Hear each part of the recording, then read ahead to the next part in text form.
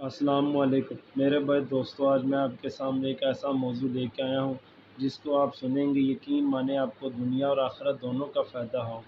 وہ یہ ہے کہ میرے بھائی دوستو، اللہ جل شانہ نے میری اور آپ کی دنیا اور آخرت کی کامیابی جو ہے نا دین کے اندر رکھی ہے۔ اب میرے بھائی دوستو، جو بھی دین کے مطابق زندگی گزارے گا اللہ جل شانہ اس کی دنیا کو بھی بنائیں گے اور آخرت کو بھی بنائیں گے۔ میرے بھائی دوستو، جو دین سے ہٹ کے زندگی کو گزارے گا اللہ جل شانہ اس کی دنیا بھی بگاڑیں گے اور آخرت بھی بگاڑیں گے۔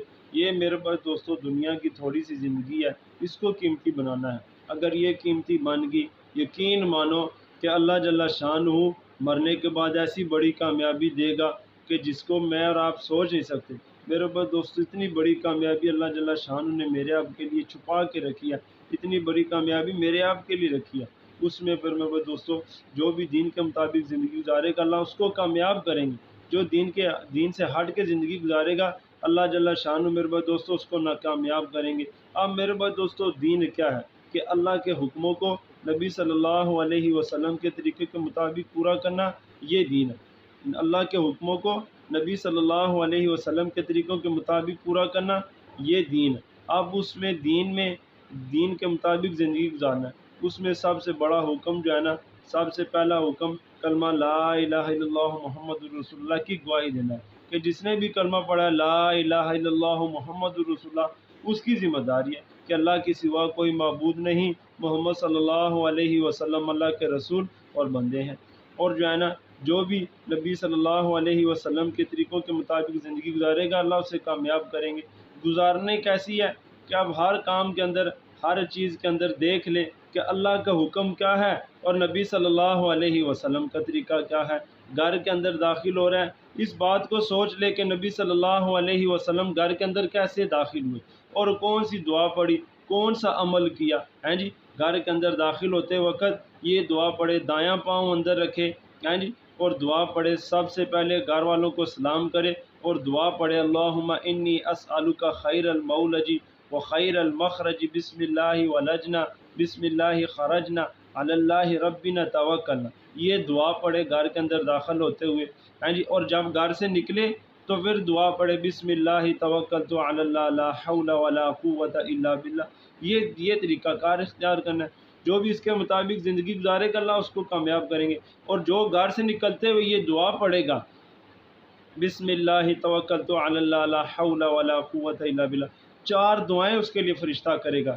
تیری حفاظت کی گئی، تیری کفایت کی گئی، تیرے رزق میں برکت کی گئی اور شیطان کو تجھ سے دور کیا گیا۔ تو میرے بھائی دوستو کتنی بڑی فائدے کی دعائیں ہیں جی۔ اور جو ہے نا جب کسی سے جی ملے، جب کوئی سلام کرے، سلام میں پہل کرے جی، اور جب راستے کے دائیں طرف چلیں، یہ بھی سنت عمل ہے، راستے کے دائیں طرف چلنا، کوئی تکلیف دہ چیز آ جائے اس کو ہٹا دے جی۔ تو میرے بھائی دوستو نماز اللہ کا سب سے بڑا حکم ہے۔ فرمایا نماز جو ہے نا نبی صلی اللہ علیہ وسلم کے حدیث کا مفہوم ہے کہ جو بندہ 5 نمازوں کو پابندی سے پڑھے گا اللہ جل شانہ اس کو انعام عطا فرمائیں گے، اللہ جل شانہ اس کو دنیا اور آخرت کے اندر کامیاب کریں گے۔ میرے بھائی دوستو حدیث کا مفہوم ہے کہ اسلام کی بنیاد 5 ستونوں پر ہے۔ اس میں سب سے اول کلمہ لا الہ الا اللہ محمد رسول اللہ کہ اللہ کے سوا کوئی معبود نہیں، محمد صلی اللہ علیہ وسلم اللہ کے رسول اور بندے ہیں۔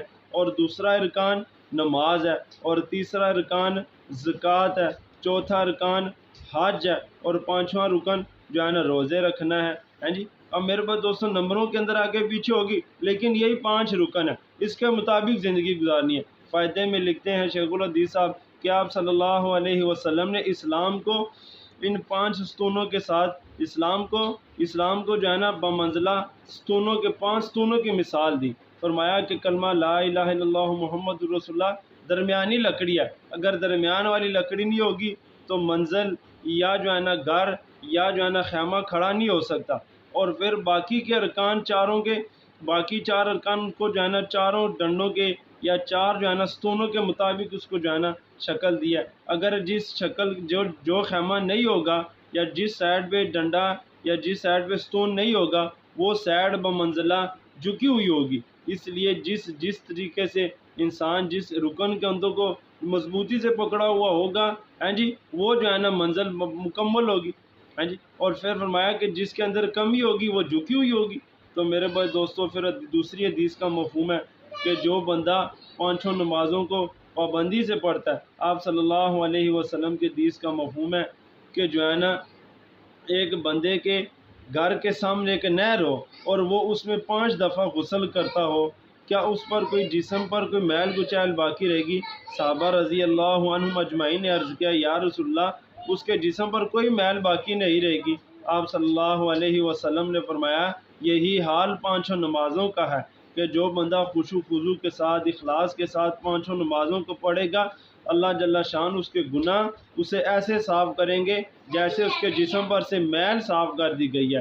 اور پھر فرمایا حدیث کا مفہوم ہے کہ ایک جو ہے نا آپ صلی اللہ علیہ وسلم سخت سردی کے موسم میں گھر سے باہر تشریف لائے، دیکھا درختوں پر سے پتے گرے تھے، آپ صلی اللہ علیہ وسلم نے ایک درخت کی ٹہنی پکڑی اور اس کو حرکت دی، اس پر سے اور پتے گرنے لگے۔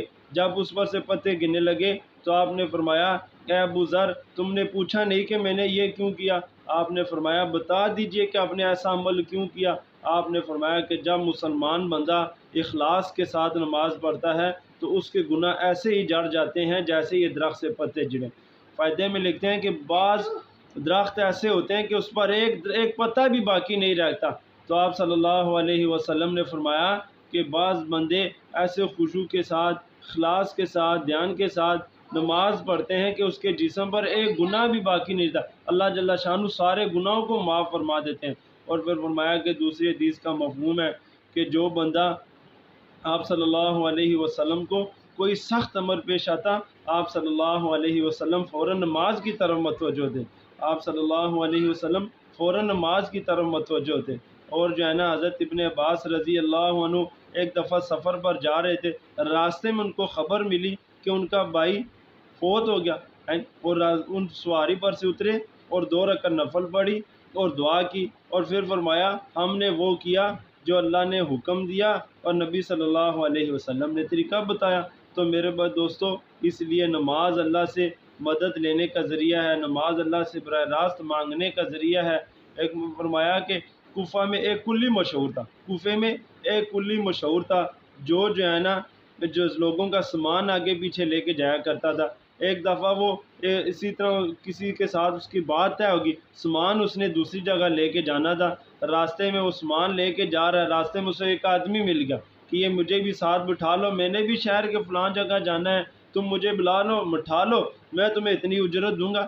اب میرے بھائی دوستو اس نے اس کو ساتھ بٹھا لیا اور چلنے لگے۔ اب آگے گئے 2 راستے آگے، اس نے پوچھا کہ کس راستے جانا چاہیے، سوار سے پوچھا، اس نے کہا کہ اس راستے میں کئی دفعہ گیا ہوں، اس راستے سے چلتے ہیں۔ اس نے کہا نہیں اس راستے سے چلتے ہیں، اس راستے سے میں بارہا مرتبہ گیا ہوں، اس راستے یہ شہر کے زیادہ قریب ہے، اس سے چلتے ہیں۔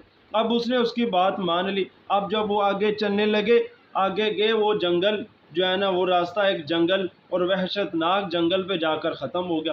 اور وہ بندہ جس کو اس نے ساتھ بٹھایا تھا وہ نیچے اترا اور چاقو نکالا، چھرا نکالا اور کہنے لگا یہ جتنے پڑے ہیں نا ان سب کو بھی میں نے ہی مارا ہے، اب میں تمہیں بھی ماروں گا اور یہ سامان سارا لے جوں گا۔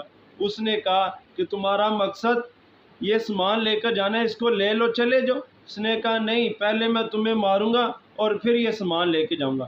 تو اس نے کہا اچھا ٹھہرو، مجھے اتنا وقت دے دو کہ میں 2 رکعت نفل پڑھ لوں۔ اس نے کہا یہ جتنے پڑھے ہیں ان سب نے بھی یہی خواہش کی تھی مرنے سے پہلے کہ ہمیں 2 رکعت نفل پڑھنا، ان کی نماز ان کو کوئی کام نہیں دیا، کوئی فائدہ نہیں دیا، تم بھی پڑھ لو اپنی خواہش پوری کر لو۔ میرے دوستو وہ سفر سواری سے اترا اور 2 رکعت نفل پڑھے۔ اب وہ جلدی جلدی میں چلا رہا ہے کہ جلدی کر جلدی کر، اب اس سے جو ہے نا کچھ یاد بھی نہیں رہا، اور جو وحشت اور خوف کی وجہ سے اس کی منہ سے یہ نکلا امن یجیب مضطر، اس آیت کا غلام آیا ہوا، اس نے دیکھا کہ ایک بندہ آیا آسمان سے، اس نے جو ہے نا اس کا سر قلم کر دیا، اس نے سلام پھیرا اور اس سے پوچھا کہ تم کون ہو؟ جلدی میں اس سے پوچھا، اس نے کہا کہ جو تم نے آیت پڑھی ہے میں اس کا غلام ہوں۔ تو میرے بھائی دوستو جو بھی اللہ جل شانہ سے مانگتا ہے اللہ اس کی ضرور مدد کرتا ہے۔